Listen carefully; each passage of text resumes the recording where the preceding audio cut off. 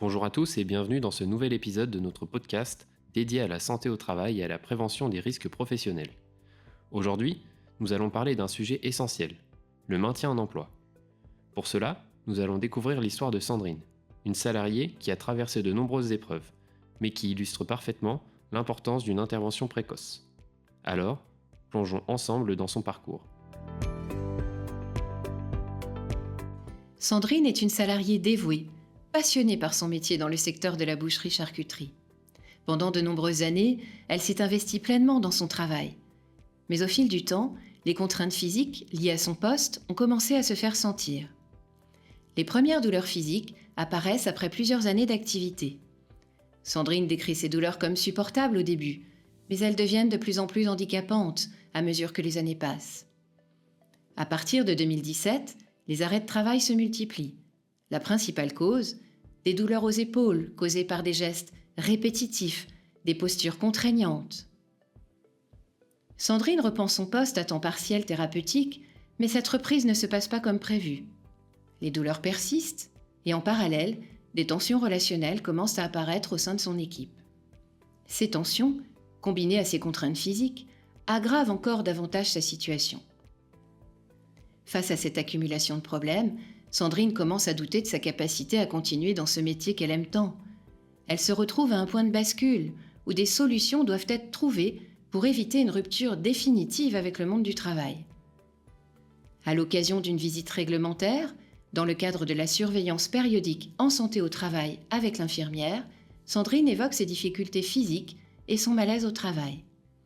La professionnelle, formée à la détection des signaux d'alerte, prend le temps d'écouter Sandrine et de poser les premières bases d'une analyse approfondie. Pour Sandrine, cette écoute est une bouffée d'air. Pour la première fois, elle se sent entendue, soutenue dans ses difficultés, ce qui lui donne l'espoir d'un accompagnement vers des solutions concrètes.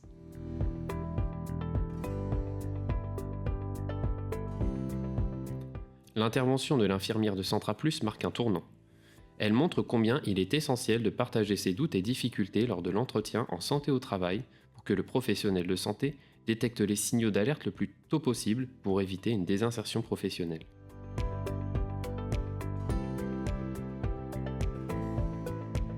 Dans la première partie, nous avons exploré les premières difficultés que Sandrine a rencontrées, tant sur le plan physique qu'organisationnel.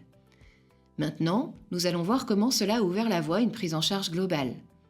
Nous allons nous pencher sur les étapes clés de la prise en charge, coordonnée par l'équipe pluridisciplinaire de Centra Plus. Découvrez comment cette intervention a permis de poser les bases d'un maintien en emploi adapté à sa situation.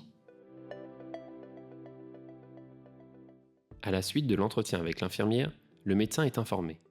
Il demande alors qu'on réalise une étude du poste de Sandrine. Cette action en milieu de travail consiste à étudier les conditions de travail de Sandrine afin d'évaluer toutes les contraintes professionnelles et évoquer les pistes d'amélioration. Les observations sont claires. Les gestes répétitifs, les postures prolongées et l'intensité des tâches de Sandrine exercent une pression importante sur ses épaules et ses articulations. Ces conditions, combinées à un manque d'aménagement technique, contribuent à l'aggravation de ses douleurs. Malheureusement, les possibilités d'adaptation du poste sont limitées dans ce contexte professionnel spécifique. Les conclusions de l'étude montrent qu'il est nécessaire d'envisager une reconversion pour permettre à Sandrine de continuer à travailler. Le médecin du travail et son équipe analysent la situation de Sandrine de manière globale et sollicitent la commission maintien en emploi de la cellule prévention de la désinsertion professionnelle. Cette collaboration permet de croiser les expertises. Le médecin du travail se concentre sur l'impact des contraintes professionnelles sur la santé de Sandrine. Le préventeur analyse les aspects techniques et organisationnels de son poste. La psychologue du travail examine l'impact des tensions relationnelles et les freins au maintien en emploi. L'assistante sociale, la CARSAT et le conseiller Cap Emploi apportent leurs expertises sur les ressources et dispositifs mobilisables dans le cadre du maintien en emploi. En parallèle, cette commission joue un rôle essentiel dans la coordination de ces efforts. Cette cellule a pour mission de réfléchir aux options possibles, qu'il s'agisse d'un aménagement de poste, d'une reconversion ou d'un accompagnement individuel renforcé. Plusieurs échanges vont avoir lieu. Sandrine est impliquée à chaque étape. Elle est écoutée, guidée et accompagnée dans une réflexion sur ses envies, ses capacités et ses besoins. Cette approche, centrée sur elle, lui permet de retrouver une certaine confiance en l'avenir. Évidemment, son employeur, en respect du secret médical, est informé et sollicité dans cette longue réflexion. Grâce à ce travail collectif, des pistes concrètes émergent. Il devient évident que le poste de Sandrine n'est plus adapté à sa situation. La reconversion professionnelle est alors envisagée comme une solution durable.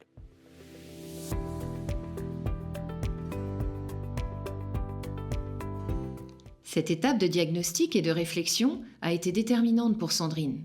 Elle lui a permis de mieux comprendre ses limites, mais aussi ses opportunités. Dans la prochaine et dernière partie, nous découvrirons comment cette prise en charge l'a menée vers une nouvelle voie professionnelle, adaptée à ses aspirations et à sa santé.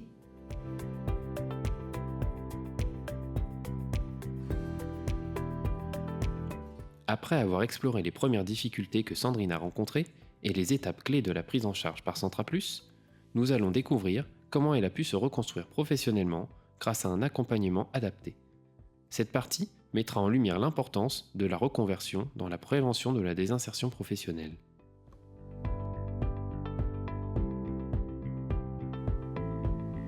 Après plusieurs échanges avec l'équipe pluridisciplinaire de Centraplus, il devient clair que les conditions de travail de Sandrine dans son poste actuel ne sont plus compatibles avec ses problèmes de santé. La reconversion professionnelle est alors envisagée comme la meilleure solution pour préserver sa santé tout en valorisant ses compétences. La commission maintien en emploi joue ici un rôle central. Elle accompagne Sandrine dans cette transition en coordonnant les différentes étapes nécessaires à sa reconversion. La première étape consiste en un bilan de compétences approfondi. Ce bilan, réalisé avec le soutien de conseillers spécialisés, permet à Sandrine d'identifier ses atouts, ses aspirations et les métiers compatibles avec ses capacités physiques. Ce travail de réflexion met en avant son goût pour l'organisation, son aisance relationnelle. Ces qualités, combinées à son expérience professionnelle, orientent Sandrine vers un métier dans le secrétariat médical. Ce choix répond non seulement à ses envies, mais aussi à ses besoins en termes d'adaptation de poste. Pour faciliter cette transition, plusieurs dispositifs sont activés.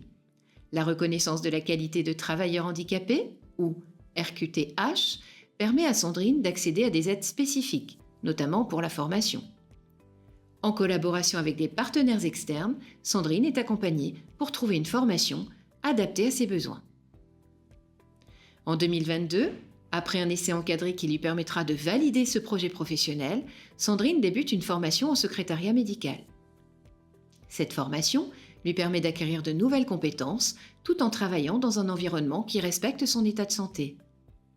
Elle se sent soutenue à chaque étape et retrouve peu à peu confiance en elle et en son avenir professionnel.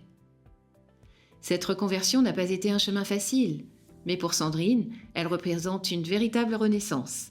Elle a appris à valoriser ses capacités et à se réinventer dans un métier qui lui permet de conjuguer santé et épanouissement personnel.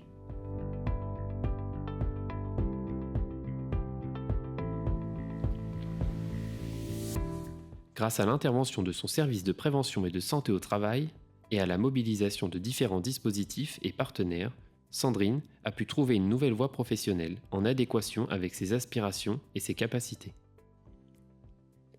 Ainsi se termine ce podcast dédié à la santé au travail et à la prévention de la désinsertion professionnelle. L'histoire de Sandrine est une preuve que, même face à des obstacles importants, il est possible de rebondir avec un accompagnement adapté.